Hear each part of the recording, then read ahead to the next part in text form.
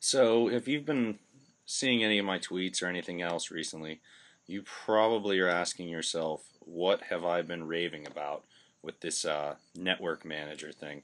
Uh, Beginning of this week, after preparing for the semester, I got this idea for a module I could make that would kind of help manage the whole startup process semester to semester.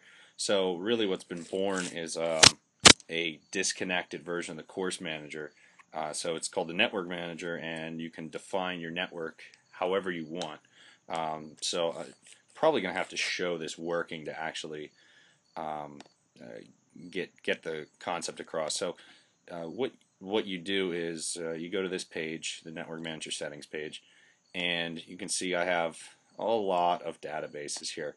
So what you'll do is, this is going to go run a query to try and find Drupal databases.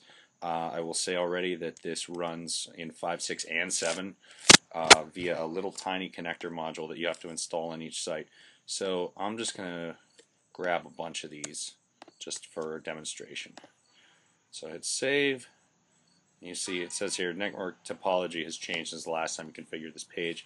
What it's also going to try to do is monitor this page, so when you come here, if you've actually added more databases since the last time this was set up, it's going to alert you to that fact like it did right there with me. So alright, now I have my network defined.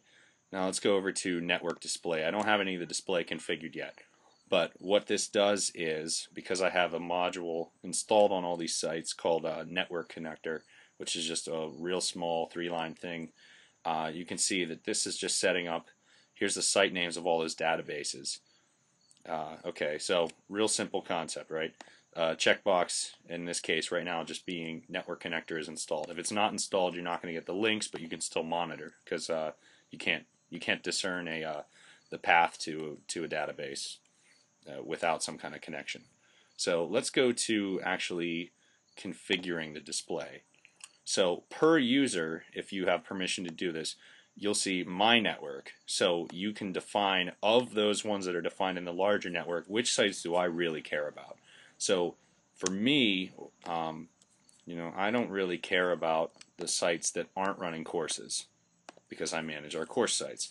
So I don't care about this one because that's our home page, and I don't care about this one because that's another initiative that we have, and I don't care about the demo of the outline designer site for the purposes of this. I do care about my projects blog though. Okay, so I've selected my network here and the courses site, this site itself. You can actually self-monitor.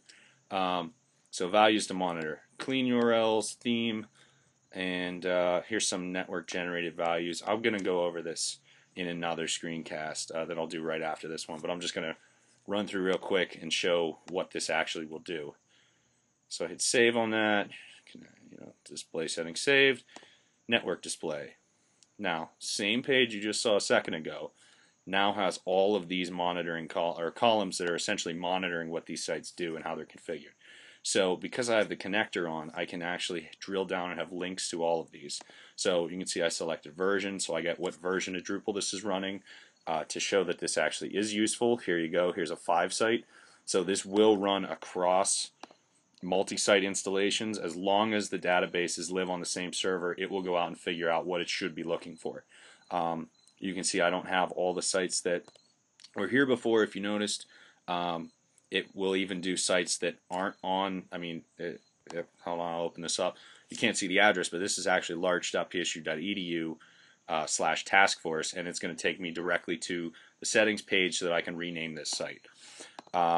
Same with, if I go to click on the 6.13 for version number, it's going to take me right to the status report page. If I click on number of modules, this is going to take me to the module configuration page. Performance is going to take me to the performance and cache settings page. This is also displaying, if it has aggressive cache, which I don't think I have any sites that do, but it'll say whether or not it's aggressive cached, whether or not the CSS and JavaScript are aggregated. Cron, it's going to take you right to running the cron, and I'm going to continue this in the next screencast because this is fairly monumental what I'm about to show, I hope.